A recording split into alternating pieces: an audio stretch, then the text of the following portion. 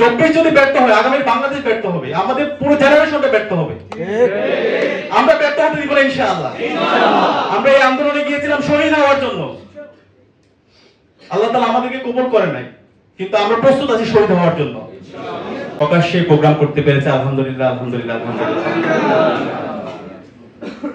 প্রিয় সংগ্রামী ছাত্র জনতা, আপনারা জানেন ইসলামী ছাত্র শিবিরের উপর এবং এদেশের আপমর ছাত্র জনতার উপর গত 16 বছরে কি ধরনের দুঃশাসনের মধ্য দিয়ে আমাদেরকে যেতে হয়েছে।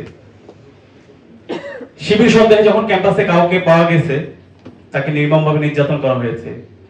নির্যাতন করার পরে তাকে থানায় দেওয়া হয়েছে।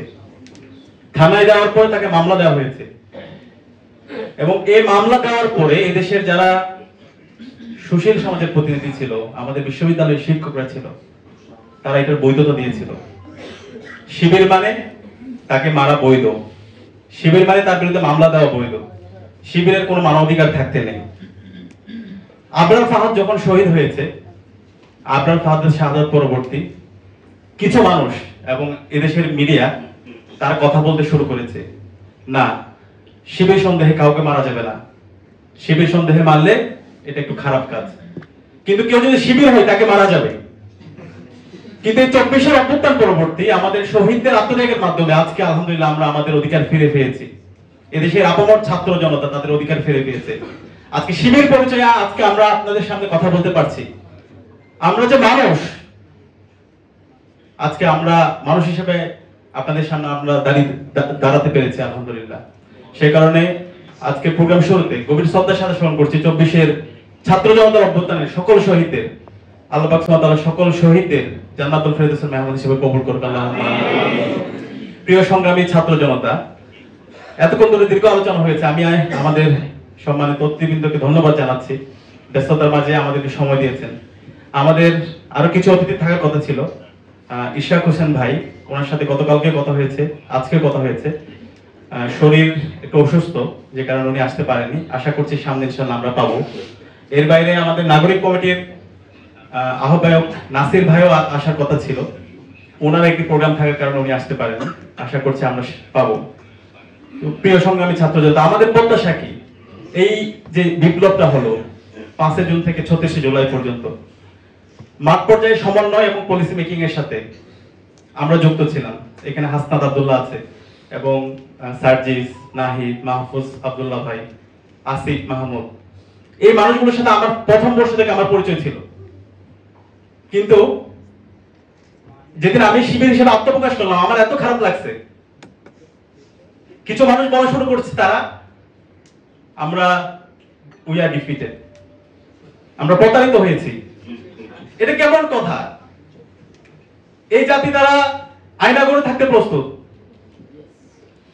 তারা ফেসিবাদে থাকতে প্রস্তুত, কিন্তু শিবির আন্দোলনে সহায়তা করবে, শিবির আন্দোলন নেতৃত্ব দিবে, এটা শুনতে তারা প্রস্তুত না।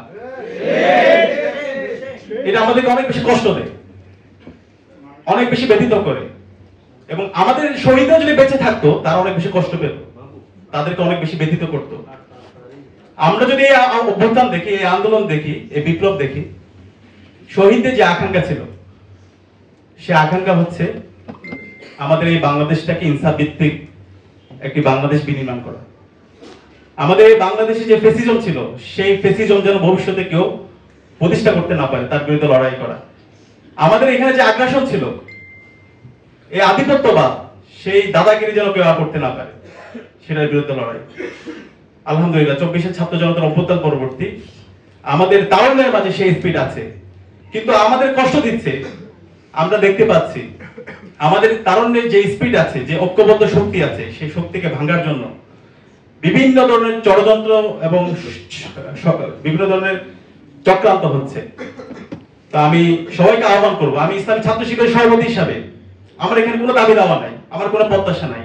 আমার চাওয়া পাওয়া হচ্ছে আমার শহীদরা যে জন্য জীবন দিয়েছে তাদের আকাঙ্ক্ষাটা পূরণ হোক। এখনো শহীদদের রক্ত দেওয়ালে লেগে আছে, এখনো আমাদের গাজী ভাই এবং বোনেরা হাসপাতালের বেতে কাতরাচ্ছে, কিন্তু আমরা তাদের স্মৃতিগুলো ভুলে যাচ্ছি। আমরা তাদের স্মৃতিগুলো ভুলে গিয়ে নিজেদের মধ্যে বিভিন্ন চাওয়া পাওয়া আমাদের মধ্যে তৈরি হচ্ছে, আমরা বিভাজনের দিকে পা বাড়াচ্ছি। আমি অনুরোধ করব আমরা যেন সবাই ঐক্যবদ্ধভাবে আমাদের এই দেশটাকে বিনির্মাণ করি। আর কত রক্ত দিব? এত রক্তের পরও যদি আমরা দেশটাই করতে না পারি, 24 যদি ব্যর্থ হয়, আগামী বাংলাদেশ ব্যর্থ হবে, আমাদের পুরো জেনারেশনটা ব্যর্থ হবে। আমরা ব্যর্থ হতে দিব না ইনশাআল্লাহ। আমরা এই আন্দোলনে গিয়েছিলাম শহীদ হওয়ার জন্য, আল্লাহ তাআলা আমাদেরকে কবুল করে নাই, কিন্তু আমরা প্রস্তুত আছি শহীদ হওয়ার জন্য।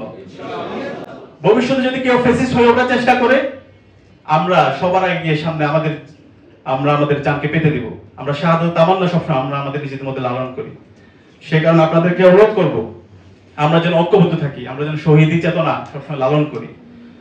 এই 24 আমাদের যে প্রত্যাশা এবং প্রাপ্তি যদি আমরা হিসাব করি, আমরা দেখে যাচ্ছে আজকে আমরা যাদেরকে অন্তর্বর্তীকালীন সরকারে আমরা যাদেরকে বসিয়েছি, আমরা তাদেরকে বুক বিলাসের জন্য আমরা বসাই নাই। শহীদদের রক্তের উপর তারা সরকার গঠন করেছে, আমরা তাদেরকে সরকারে বসিয়েছি। আমরা অনুরোধ করবো তাদেরকে, শহীদদের যে আকাঙ্ক্ষা, সে আকাঙ্ক্ষা যেন তাদের কাজের মধ্যে প্রতিফলিত হয়। আমরা দেখতে পাচ্ছি এমন এমন কিছু কাজ হচ্ছে যেটা আমাদেরকে ব্যথিত করছে। আমাদের ব্যক্তিগত এখানে কারো চাওয়া পাওয়া নাই, কিন্তু শহীদদের যে আকাঙ্ক্ষা, সেই আকাঙ্ক্ষাগুলো তাদের কাজের মধ্যে প্রতিফলিত হোক, এটা আমাদের চাওয়া। গত 16 বছরে তারা ফ্যাসিজম কায়েম করেছে, যারা কালচারাল ফ্যাসিস্ট ছিল তারা আজকে বিভিন্নভাবে বেনিফিশিয়ারি হচ্ছে, দেশের বিভিন্ন ষড়যন্ত্র করেছে, তারা আজকে বিভিন্নভাবে সুবিধাভুক্ত হচ্ছে। যে শাহবাগ কায়েমের মাধ্যমে এই দেশে বিচারহীনতা সংস্কৃতি তৈরি করেছে, মব জাস্টিস কায়েম করেছে, আজকে তারাই বিভিন্নভাবে তাদেরকে নির্বাসিত করা হচ্ছে। আমরা সতর্ক করতে